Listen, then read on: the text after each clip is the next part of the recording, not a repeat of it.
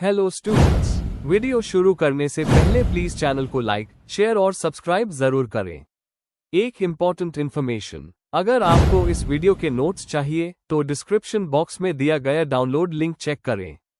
Thank you. चलिए शुरू करते हैं। इस वीडियो में हम पढ़ेंगे BPCG 173 psychology for health and wellbeing के प्रीवियस ईयर क्वेश्चन और most important questions with answers. ये क्वेश्चंस आपके एग्जाम के लिए बहुत इंपॉर्टेंट है। अगर आपने ये अच्छे से कर लिए तो एग्जाम निकलना पक्का है। Let's begin. Question 5, describe meditation, yoga and mindfulness as techniques for stress management. Question explanation. इस क्वेश्चन में हमें 3 टेक्निक्स मेडिटेशन, योग और माइंडफुलनेस के बारे में लिखना है जो स्ट्रेस को कम करने के लिए यूज होते हैं। हमें इनकी डेफिनेशन, प्रोसेस और डेली लाइफ एप्लीकेशंस एक्सप्लेन करनी है। एग्जाम्पल्स और साइकोलॉजिकल पर्सपेक्टिव भी ऐड करना है। आंसर। इंट्रोडक्शन। आज के टाइम में स्ट्रेस एक कॉमन प्रॉब्लम बन गया है। स्ट्रेस का मतलब है मेंटल या इमोशनल टेंशन जो टफ सिचुएशंस की वजह से होता है। स्ट्रेस को मैनेज करने के लिए कई टेक्निक्स यूज होती है, लेकिन मेडिटेशन, योग और माइंडफुलनेस सबसे इफेक्टिव माने जाते हैं। ये सिर्फ माइंड को रिलैक्स नहीं करते बल्कि फिजिकल हेल्थ को भी इम्प्रूव करते हैं।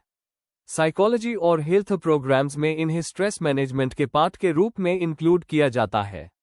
1. मेडिटेशन और स्ट्रेस रिडक्शन। डेफिनेशन। मेडिटेशन एक प्रैक्टिस है जिसमें हम अपने माइंड को फोकस करके डिस्ट्रैक्शंस को हटा देते हैं। कैसे हेल्प करता है? माइंड को काम करता है और सोचने की स्पीड स्लो होती है। बॉडी के रिलैक्सेशन रिस्पॉन्स को एक्टिवेट करता है। कॉर्टिसोल, स्ट्रेस हार्मोन, कम होता है। Types: breathing meditation, guided meditation, transcendental meditation. Example: अगर एक प्रोफेशनल रोज 20 मिनट्स मेडिटेशन करे तो उसकी एंजाइटी और टेंशन कम हो सकती है। Psychology aspect. पॉजिटिव साइकोलॉजी के रिसर्च बताती है कि मेडिटेशन इमोशनल कंट्रोल और स्ट्रेस रेजिस्टेंस को इंप्रूव करता है। 2. योगा स्ट्रेस मैनेजमेंट के लिए। डेफिनेशन। योग एक एंशिएंट इंडियन प्रैक्टिस है जिसमें आसना, प्राणायाम और मेडिटेशन शामिल होते हैं। स्ट्रेस के लिए फायदे: बॉडी के मसल्स रिलैक्स होते हैं और फ्लेक्सिबिलिटी बढ़ जाती है। माइंड और बॉडी के बीच बैलेंस आता है। ब्रीदिंग कंट्रोल से हार्ट रेट और ब्लड प्रेशर कम होता है। एप्लीकेशंस: ऑफिसेज में योग सेशंस एम्प्लॉयज के लिए। पेशेंट्स के लिए थेरेप्यूटिक योगा जैसे हाइपरटेंशन या एंजाइटी में। एग्जाम्पल: कॉलेज स्टूडेंट्स पर स्टडीज दिखाती है कि रेगुलर योगा उनके स्लीप और मूड को इंप्रूव करता है। 3. माइंडफुलनेस और स्ट्रेस मैनेजमेंट। डेफिनेशन। माइंडफुलनेस का मतलब है प्रेजेंट मोमेंट पर फोकस करना बिना जज किए। कैसे काम करता है? पास्ट पर सोचने या फ्यूचर की वरी से बचता है। थॉट्स और इमोशंस को एक्सेप्ट करना सिखाता है। सेल्फ अवेयरनेस और कोपिंग पावर को इंप्रूव करता है। Techniques: mindful breathing, body scan, mindful eating. Therapy use: John Kabat Zinn का mindfulness based stress reduction MBSR program anxiety और डिप्रेशन के पेशेंट्स के लिए उस होता है। एग्जाम्पल: एक स्टूडेंट एग्जाम से पहले माइंडफुल ब्रीदिंग करे तो उसकी घबराहट कम हो जाती है। 4. इंटीग्रेशन और कंपैरिजन। मेडिटेशन ज्यादा माइंड की शांति पे फोकस करता है। योगा बॉडी और माइंड का बैलेंस बनाता है। माइंडफुलनेस प्रेजेंट मोमेंट अवेयरनेस देता है। हेल्थ केयर सिस्टम्स इन तीनों को कंबाइन करके स्ट्रेस मैनेजमेंट वर्कशॉप्स करते हैं। रिसर्च दिखाता है कि इन प्रैक्टिसेस से इम्यूनिटी, इमोशनल कंट्रोल और वेलबीइंग इंप्रूव होता है। कंक्लूजन। एंड में कह सकते हैं कि मेडिटेशन, योग और माइंडफुलनेस तीनों ही स्ट्रेस को कम करने के लिए पावरफुल टेक्निक्स है। मेडिटेशन माइंड को काम करता है, योगा बॉडी माइंड हार्मनी देता है और माइंडफुलनेस प्रेजेंट मोमेंट अवेयरनेस सिखाता है। तीनों मिलकर एक होलिस्टिक स्ट्रेस मैनेजमेंट सिस्टम बनाते हैं जो स्टूडेंट्स, प्रोफेशनल्स और पेशेंट्स सबके लिए फायदेमंद है। If you need the notes of this video, there's a download link in the description box. Be sure to check it out. Thank you. Question 6. Write short notes on the following in about 200 words each. A. Problems related to sexual health. B. Acquired immune deficiency syndrome. Question explanation. इस question में हमें 2 short notes लिखने हैं। पहले, sexual health के problem समझाना है, जैसे फिजिकल, साइकोलॉजिकल और सोशल इश्यूज। दूसरा, एड्स के बारे में डिटेल देनी है, इसका मीनिंग, कॉजेस, इफेक्ट्स और prevention. Answer. Introduction. Sexual health overall wellbeing का एक इंपॉर्टेंट हिस्सा है। इसका मतलब सिर्फ डिजीज का ना होना नहीं है, बल्कि एक positive approach towards sexuality, relationships और रिप्रोडक्शन भी है। लेकिन बायोलॉजिकल, साइकोलॉजिकल और सोशल वजह से सेक्सुअल हेल्थ में प्रॉब्लम्स आती है। साथ ही एड्स यानी एक्वायर्ड इम्यून डेफिशिएंसी सिंड्रोम एक सीरियस ग्लोबल हेल्थ चैलेंज है जो HIV वायरस से होता है। इस आंसर में हम दोनों टॉपिक्स को डिटेल में समझेंगे। Main body. Problems related to sexual health. Physical problems. STI sexually transmitted infections जैसे सिफिलिस, गोनोरिया, क्लैमिडिया और HPV। यह फर्टिलिटी को अफेक्ट करते हैं और प्रेगनेंसी में कॉम्प्लिकेशंस ला सकते हैं। Reproductive issues. Infertility, menstrual problems, erectile dysfunction और प्रेगनेंसी के इश्यूज सेक्सुअल हेल्थ के मेजर कंसर्न्स हैं। Psychological problems. Stress, anxiety, depression और रिलेशनशिप कन्फ्लिक्ट सेक्सुअल हेल्थ को डायरेक्टली अफेक्ट करते हैं। अगर सेक्सुअल सैटिस्फैक्शन ना हो तो लो सेल्फ एस्टीम और इमोशनल डिस्ट्रेस भी होता है। सोशल और कल्चरल इश्यूज। सोसाइटी में सेक्सुअल हेल्थ के ऊपर ताबू और स्टिग्मा होते हैं। लोग ओपन डिस्कशन या मेडिकल हेल्प लेने में शर्माते हैं, जिसकी वजह से प्रॉब्लम और बढ़ जाती है। Gender based issues. वीमेन को अक्सर सेक्सुअल वायलेंस, रिप्रोडक्टिव ऑटोनॉमी की कमी और अनसेफ अबॉर्शंस फेस करनी पड़ती है। मेन भी स्टेरियोटाइप्स की वजह से अपने सेक्सुअल हेल्थ प्रॉब्लम्स छुपाते हैं। एग्जाम्पल, WHO के अकॉर्डिंग हर दिन दुनिया भर में लगभग 1 मिलियन लोग STI से इन्फेक्ट होते हैं।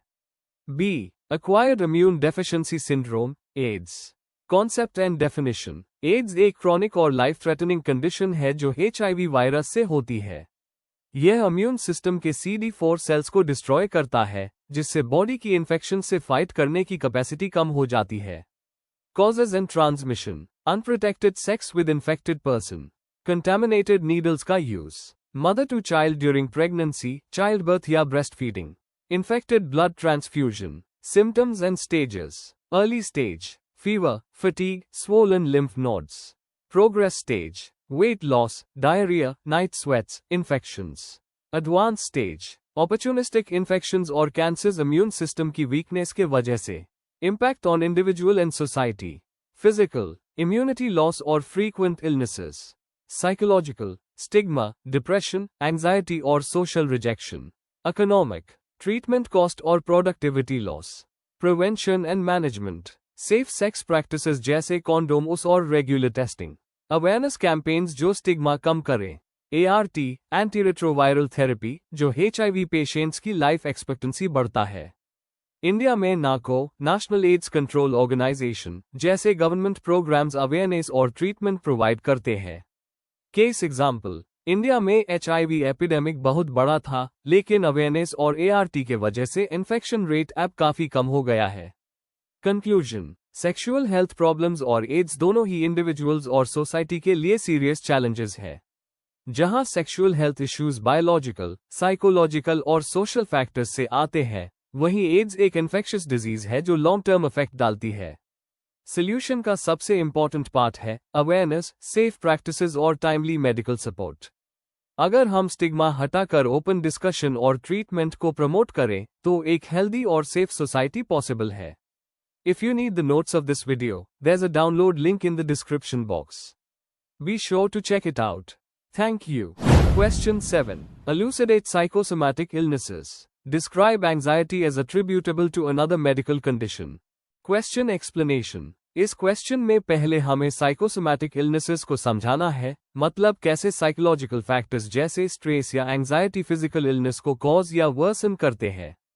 उसके बाद हमें एंजाइटी को एक्सप्लेन करना है जब वो किसी और मेडिकल कंडीशन की वजह से होती है, एग्जाम्पल्स के साथ। आंसर। इंट्रोडक्शन। साइकोसोमैटिक इलनेसेस अनहेल्थ प्रॉब्लम्स को कहते हैं जहां माइंड और बॉडी का कनेक्शन क्लियरली दिखाई देता है।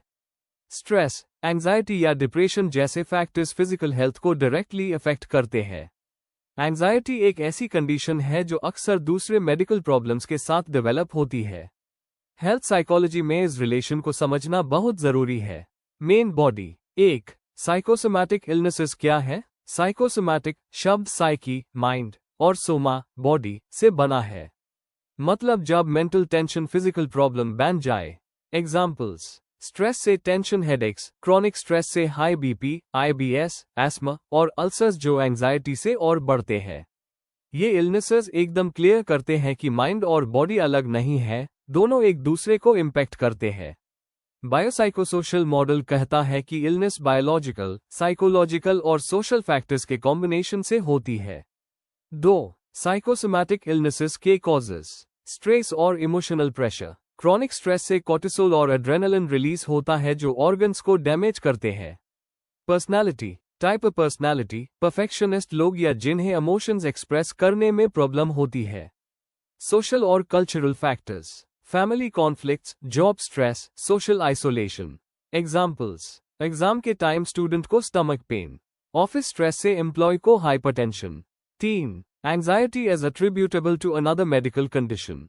कभी कभी एंजाइटी प्राइमरी डिसऑर्डर नहीं होती बल्कि किसी और मेडिकल कंडीशन का साइड इफेक्ट होती है। DSM-5 इसको anxiety disorder due to another medical condition बोलता है। कॉजेस। हाइपरथायरॉयडिज्म, नर्वसनेस और restlessness, heart arrhythmia, panic attacks जैसे symptoms, neurological problems, epilepsy, Parkinson's. Anxiety बढ़ जाती है। Respiratory problems, asthma, COPD, suffocation का डर एंजाइटी क्रिएट करता है। सिम्टम्स। बेचैनी, worry, fast heart beat, sweating, trembling, shortness of breath. 4. Diagnosis और ट्रीटमेंट। डायग्नोसिस डॉक्टर को रूल आउट करना होता है कि एंजाइटी प्राइमरी है या सेकेंडरी। हिस्ट्री, टेस्ट्स और एवैल्यूएशन जरूरी है। मैनेजमेंट पहले अंडरलाइंग कंडीशन का ट्रीटमेंट जैसे थायराइड का CBT थेरेपी जहां पेशेंट अपने नेगेटिव थॉट्स कंट्रोल करना सीखता है। Relaxation techniques, yoga, meditation, mindfulness. Medicines, anti anxiety drugs या एंटी डिप्रेसेंट्स केयरफुली यूज किए जाते हैं। एग्जाम्पल। एस्मा पेशेंट को anxiety attacks mainly breathing problem की वजह से आते हैं। एस्मा का ट्रीटमेंट और थेरेपी दोनों साथ ही काम करते हैं। कंक्लूजन। साइकोसोमैटिक इलनेसेस हमें दिखाती है कि माइंड और बॉडी डीपली कनेक्टेड है। एंजाइटी एक कॉमन कंडीशन है जो अक्सर किसी और मेडिकल प्रॉब्लम के साथ लिंक्ड होती है। अगर डॉक्टर और साइकोलॉजिस्ट दोनों मिलकर होलिस्टिक अप्रोच यूज करें तो ट्रीटमेंट ज्यादा इफेक्टिव होता है। पेशेंट को फिजिकल और मेंटल दोनों तरफ से सपोर्ट मिल टू ओवरऑल वेलबीइंग इंप्रूव होती है। If you need the notes of this video, there's a download link in the description box. Be sure to check it out. Thank you. Question 8. Describe the 9 components of gainful employment. Elucidate the concept of work-life balance. Question explanation. इस question में हमें gainful employment के 9 important components explain करने हैं जो काम को meaningful, satisfying और सस्टेनेबल बनाते हैं। उसके बाद हमें वर्क लाइफ बैलेंस का कॉन्सेप्ट समझाना है, जिसमें काम और पर्सनल लाइफ के बीच बैलेंस कैसे बनाया जाता है वो लिखना है। आंसर। इंट्रोडक्शन। एम्प्लॉयमेंट सिर्फ पैसे कमाने का जरिया नहीं है, बल्कि एक ऐसी एक्टिविटी है जो इंसान को सैटिस्फैक्शन, डिग्निटी और ग्रोथ देती है। गेनफुल एम्प्लॉयमेंट का मतलब है ऐसा काम जो फाइनेंशियल स्टेबिलिटी के साथ साथ साइकोलॉजिकल और सोशल वेलबीइंग भी प्रोवाइड करे। साइकोलॉजिस्ट्स और ऑर्गेनाइजेशनल एक्सपर्ट्स कहते हैं कि मीनिंगफुल काम मल्टी डायमेंशनल होता है जिसमें इनकम, सिक्योरिटी, रिस्पेक्ट और बैलेंस जैसे एस्पेक्ट्स आते हैं। आज के तेज लाइफस्टाइल में वर्क लाइफ बैलेंस भी एक इम्पॉर्टेंट जरूरत बन गया है, जिसमें इंसान अपना काम और पर्सनल लाइफ दोनों को मैनेज करता है। Main body. 1. गेनफुल एम्प्लॉयमेंट के 9 कंपोनेंट्स। एडिक्वेट इनकम और फाइनेंशियल सिक्योरिटी। सबसे बेसिक कंपोनेंट है कि काम से इतनी इनकम आए कि बेसिक नीड्स पूरी हो जाएं। Food, shelter, education, health care जैसी जरूरतें पूरी होना चाहिए। सेफ और हेल्दी वर्किंग कंडीशंस। काम करने की जगह सेफ और हेल्थ फ्रेंडली होनी चाहिए। स्ट्रेस फ्री एनवायरनमेंट और मेंटल हेल्थ सपोर्ट भी जरूरी है। ग्रोथ और डेवलपमेंट की अपॉर्चुनिटी। काम ऐसा हो जो लर्निंग और प्रमोशन के चांसेस द। ट्रेनिंग प्रोग्राम्स और मेंटरशिप से मोटिवेशन मिलता है। सोशल इंटीग्रेशन और बिलोंगिंगनेस। इंसान सोशल बीइंग है तो वर्कप्लेस पर एक्सेप्टेंस और टीम वर्क इंपॉर्टेंट है। रिस्पेक्ट और डाइवर्सिटी फ्रेंडली पॉलिसीज इंटीग्रेशन को बढ़ते हैं। प्रोटेक्शन ऑफ राइट्स और फेयर ट्रीटमेंट। हर एम्प्लॉय को फेयर और इक्वल ट्रीटमेंट मिलना चाहिए। डिस्क्रिमिनेशन फ्री एनवायरनमेंट और इक्वल पे होना चाहिए। वर्कप्लेस डेमोक्रेसी और पार्टिसिपेशन। एम्प्लॉयज को डिसीजन मेकिंग में इन्वॉल्व करना उनकी वैल्यू बढ़ता है। फीडबैक सेशंस और सजेशन सिस्टम्स इसका एग्जाम्पल है। जॉब सिक्योरिटी और स्टेबिलिटी। स्टेबल जॉब से मोटिवेशन बढ़ता है और स्ट्रेस कम होता है। फ्रीक्वेंट लेऑफ से इनसिक्योरिटी होती है। डिग्निटी और रिस्पेक्ट एट वर्क। एम्प्लॉय को इज्जत और रिकॉग्निशन मिलनी चाहिए। अचीवमेंट को अप्रिशिएट करना डिग्निटी को प्रमोट करता है। वर्क और लाइफ का बैलेंस। काम और पर्सनल लाइफ दोनों के बीच बैलेंस होना चाहिए। ओवरवर्क बर्नआउट लाता है, जबकि बैलेंस प्रोडक्टिविटी बढ़ता है। 2. वर्क लाइफ बैलेंस का concept. Definition. Work life balance का मतलब है काम और पर्सनल रिस्पॉन्सिबिलिटीज के बीच सही टाइम और एनर्जी एलोकेट करना। इंपॉर्टेंस। इससे बर्नआउट और स्ट्रेस कम होता है, वेलबीइंग बढ़ता है। स्ट्रैटेजीज। फ्लेक्सिबल आवर्स और remote working. Time management skills. Family friendly organisational policies. Example, कई कंपनीज आप वर्क फ्रॉम होम और मेंटल हेल्थ डेज अलाउ करती है। कंक्लूजन। समझने वाली बात यह है कि गेनफुल एम्प्लॉयमेंट सिर्फ सैलरी तक लिमिटेड नहीं है, बल्कि इनकम, सिक्योरिटी, ग्रोथ, रिस्पेक्ट और वर्क लाइफ बैलेंस सबको इंक्लूड करता है। जब ये 9 कंपोनेंट्स प्रेजेंट होते हैं, तभी एम्प्लॉयमेंट मीनिंगफुल और सैटिस्फाइंग होता है। वर्क लाइफ बैलेंस इसका एक इम्पॉर्टेंट एक्सटेंशन है जो हमें रिमाइंड करता है कि असली खुशी तब मिलती है जब काम और पर्सनल लाइफ दोनों एक दूसरे को सपोर्ट करें। मेरी ओपिनियन में, जो ऑर्गेनाइजेशंस इन पॉइंट्स को अडॉप्ट करती है, वहां एम्प्लॉइज ज्यादा प्रोडक्टिव और खुश रहते हैं। Before we end, please like, share and subscribe the channel for more such study materials and one important information अगर आपको नोट्स चाहिए, तो डिस्क्रिप्शन बॉक्स में डाउनलोड लिंक दिया हुआ है। जरूर चेक करें। Thank you.